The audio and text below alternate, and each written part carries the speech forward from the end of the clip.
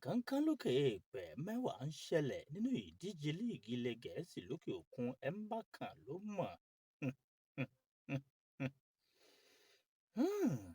Ìrírí ayé lórí ọ̀dàn ńlá pètò yìí níkànnì tẹ́ ẹ ti ń wò mí tẹ́ ẹ ti ń gbọ́ mi. Ohun tá a sọ lónìí ò pọ̀, àwọn ibi tá a yà ló pọ̀. Ẹ já gbéra láti ibi tẹ́ ẹ ti ń wò mí ká lọ sílẹ̀ Gẹ̀ẹ́sì. Orílẹ̀-èdè kan bẹ tán ń pè ní orílẹ̀-èdè England. Ńgbà bá dé England, ìdíje kan bẹ tán ń pè ní English Premier League bí àṣà onígẹ̀ẹ́sì.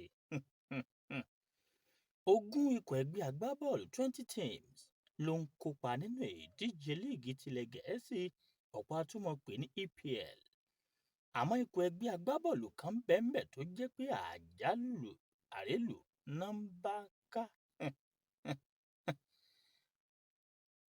Emirates Stadium ní pápá ìṣeré ikọ̀ ẹgbẹ́ agbábọ́ọ̀lù náà ká forúkọ bo Arsenal, ká forúkọ bò wọ́n láṣìírí. Ikọ̀ ẹgbẹ́ agbábọ́ọ̀lù tí mò ń sọ yìí, wọ́n ti wà lẹ́nu ẹ̀ ọjọ́ pẹ́ tí wọ́n ti ń gbá bọ́ọ̀lù pọ̀, àmọ́ kélédùà kó jẹ́ àṣìṣe ká jèrè. Ikọ̀ ẹgbẹ́ agbábọ́ọ̀lù Arsenal wọn ò rérè jẹ́ àmọ́ wọ́n ń ṣiṣẹ́.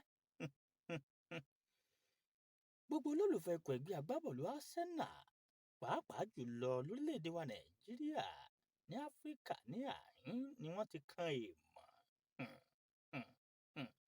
látara ikọ̀ ẹgbẹ́ agbábọ́ọ̀lù Arsenal. Arsenal á dá lóòótọ́, àmọ́ wọ́n sì dá tó ife ẹ̀yẹ tán gbà kò tó mélòó kan.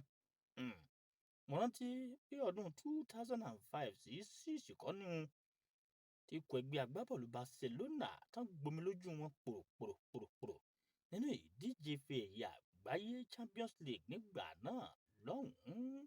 Gbogbo abiyamọ ayé,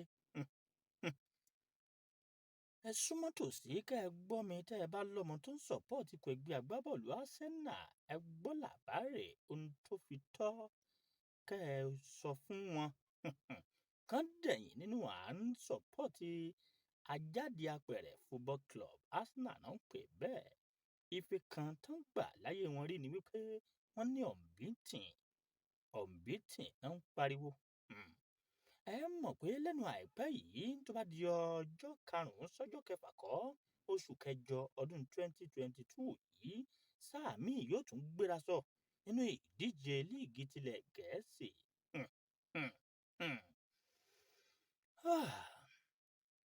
Ní sáà tó parí lọ́hùn-ún, ikọ̀ ẹgbẹ́ agbábọ́ọ̀lù Arsenal ń na Chelsea, bẹ́ẹ̀ ni wọ́n na ọ̀pọ̀lọpọ̀. Wọ́n na Man U, Abibili àti bẹ́ẹ̀ bẹ́ẹ̀ lọ. Ẹ béèrè wípé ìgbóná wà lórí tábìlì.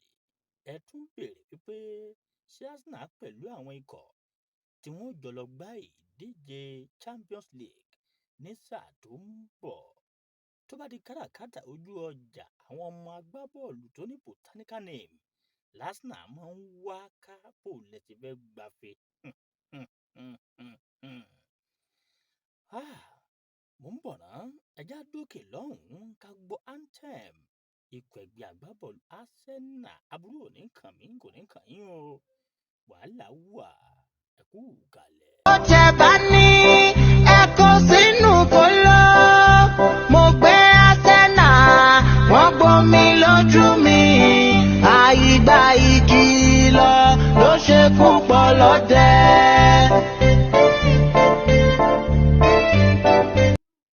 Ẹ káàbọ̀ padà, ìrírí ayé lórí ọ̀dàn lètò. A sì wà lẹ́nu ẹ̀ o, à ń bá a bọ̀ wẹ́rẹ́wẹ́rẹ́. Arsenal lókìkí, wọ́n lówó lóòótọ́. Àwọn pòfẹ́sọ̀, dókítọ̀, ọ̀jọ̀gbọ́n, àwọn lecturers ló ń sọ̀pọ́ọ̀tì Arsenal. Bẹ́ẹ̀ bá rí ìyàwó ilé tó rí jẹ kò rí jẹ, ó rí mu kò rí mu, wọ́n á dúró ti Arsenal bẹ́ẹ̀. Ní gbogbo ìgbà náà ń kọ́wọ́ ti Arsenal lẹ́yìn. Àmọ́ a sì ń sọ̀pọ́ọ̀tì ikọ̀ ẹgbẹ́ agbábọ́ọ̀lù tí ò gbafẹ́. Wọ́n ti gbafẹ́ lóòótọ́, wọ́n gba FA Cup, wọ́n gba kálẹ̀ nǹkan bẹ́ẹ̀ lọ. Àmọ́ ife tó ní kìmí, ó pẹ́ tó ti gbafẹ́ tó ní kìmí kàn ẹ̀.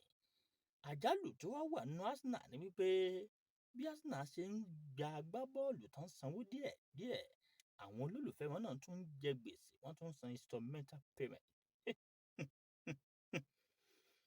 ọ̀rọ̀ Arsenal la fẹ́ mẹ́nubà lónìí. A sọ díẹ̀ nípa Arsenal, á dákẹ́ ní. Apá kìíní rèé, apá kejì ń bọ̀ lórí Arsenal. Ó lágbára púpọ̀ o.